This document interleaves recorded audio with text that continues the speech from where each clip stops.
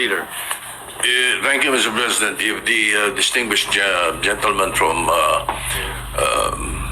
Tarlac favor me with a few questions, I will be gladly accepting his favor. And then if the Senate President will allow me, after a few questions, I will make my own manifestation to that effect. The gentleman may proceed. Should Senator Marcoleta so allow it? Yes, Mr. President. Thank you, Your Honor. Thank you very much, Mr. President. Thank you. So, listening to the privileged speech of the distinguished gentleman from Tarlac, the basis of your motion to dismiss is the Supreme Court's decision, which is now pending appeal by virtue of the MR, or the motion for reconsideration filed last Monday by the House of Representatives. Is it not, Your Honor? The question whether is it Yes, your subject basis to for your motion to dismiss is based on the Supreme Court decision that the so-called impeachment is unconstitutional, based on their decision. Yes, Mr. President, Your Honor, that's very, very clear and categorical. Correct.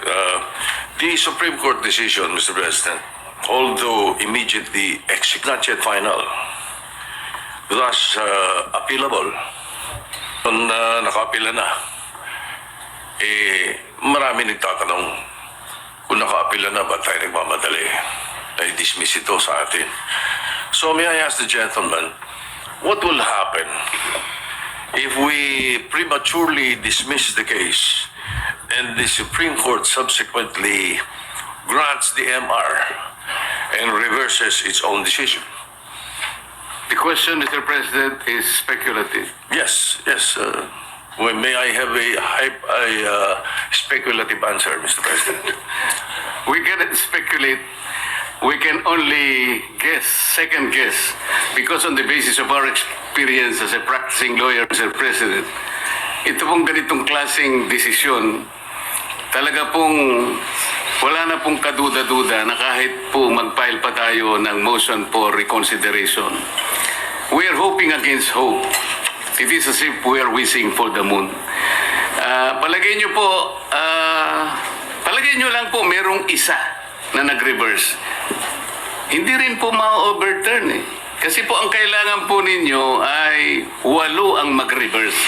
Sa inakala po ba ninyo meron kayong makukuhang 8 na pumirma doon sa unanimous decision na babaligtarin po nila yung kanyang sarili. Kaya napakahirap pong mag-speculate, Mr. President. I will accept the answer of the gentleman, but I have done my research, Mr. President. And to remind everyone, the reversal of the Supreme Court's own decision is not impossible, even in landmark cases. In the case of Labogal, Bilaan Tribal Association Incorporated versus Victor Ramos, GR number 127882, December 1st, 2004, questioning the constitutionality of Republic Act 7942, or the mining law, the Philippine mining law. The Supreme Court granted the MR, reversing and setting aside its earlier ruling. And also, Mr. President, just a few days ago, the Supreme Court reversed its own ruling on the definition of a stockholder. This is the case of Lily Lopez versus Lolito Lopez with GR numbers 25497-957-58. So, may kasabihan po tayo, ang tumatakbo ng matulin, kung matinik ay malalim. Kaya dapat siguro pag-isipan muna natin kung tama ba na bago magdesisyon ang Supreme Court, basta ibasura na natin ang kaso na ito. Unang-una po, Mr. President, gusto kong malaman, yung po bang mga kasong sinabi nyo, unanimous decisions po ba lahat? I I am not sure about that. But one thing I can say is that if there is a mistake, unanimous decision could become a unanimous mistake. Wala pa pong nangyaring gano'n, Mr. President. At saka po tayo, pag nananakbo, ako po ay nakasapatos at saka sa kalsada kaya hindi po ako matitinik. Well, Mr. President, there's always a first time. Regardless of whether it's unanimous or not, unanimous decision does not bar an appeal or a reversal, Mr. President. That is one thing for sure. Now, secondly, where is the ball, Mr. President? Or meaning the impeachment case itself? Is it in the Senate or in the impeachment court? Didn't the impeachment court throw it back, remanded, returned to the House of Representatives? So what are we dismissing in the Senate kung wala sa atin ang kaso? Can we continue hearing the case and dismissing it without the impeachment case in our hands? Can we throw the ball out when the ball is not in our possession? Siguro naman dapat magkaroon tayo ng tinatawag nating sense of proper sequencing of moves. Nasaan po ba yung impeachment case? Mr. President, kanina po sa aking clarificatory statement, ang sabi ko nga po, yung ginawa pong initial proceedings noong 19th Congress Senate, yun po ay nangyari sa panahon po ng 19th Congress at lahat po yun ay naisantabi lahat sapagkat natapos nga po ang termino ng 19th Congress on June 30, 2024. Kaya po natin sinasabi, Mr. President, na dinidismiss na po natin ngayon sapagkat tayo po ang nasa lugar na sinasabihan ng Korte Suprema nung sabihin niyang ito ay immediately executory. Sino pong mag-i-execute nun? Hindi naman po i-execute yun ng House of Representatives. Maliwanag naman po na tayo lamang ang tinakdaan ng kataas-taasang hukuman na gumawa ng paraan para isang tabi na po ang usaping ito sapagkat napagtibay nga nila na ito'y unconstitutional.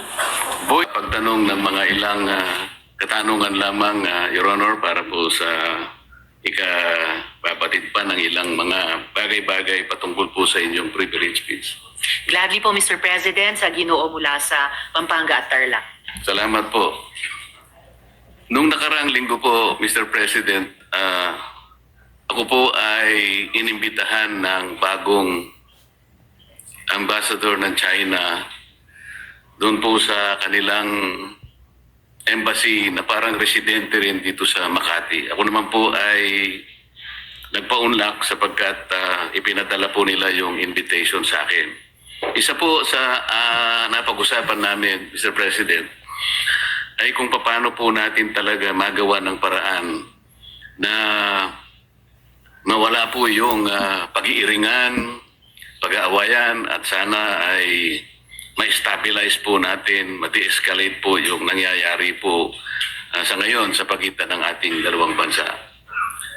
Ang sabi ko po sa kanya, Mr. President, ganun din po ang pakay ng aming bansa. Sino naman kako ang papayag naman na sa araw-araw kako na ginawa ng Diyos sa atin ay puro na lang kaguluhan ang nakikita. Hindi magiging pabor sa atin at sa ating mamamayan.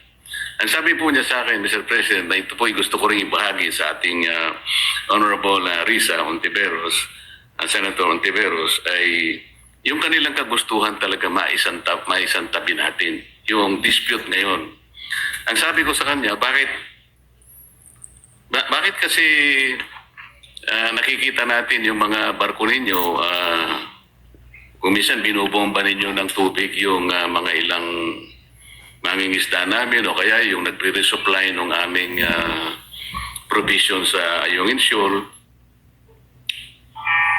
Hindi ba natin may iwasan yun? Sabi kong gano'n sa kanya. Alam mo, sabi niya, Mr. President, Nung panahon ng dating Pangulo, ginawa na natin yun. We have a relative peace nung panahon na yun. Ang problema sa ngayon ay, maski ikaw, makikita mo naman, binanggit niya po yung nangyari sa ginawa yata ng spokesperson ng Coast Guard. At ng task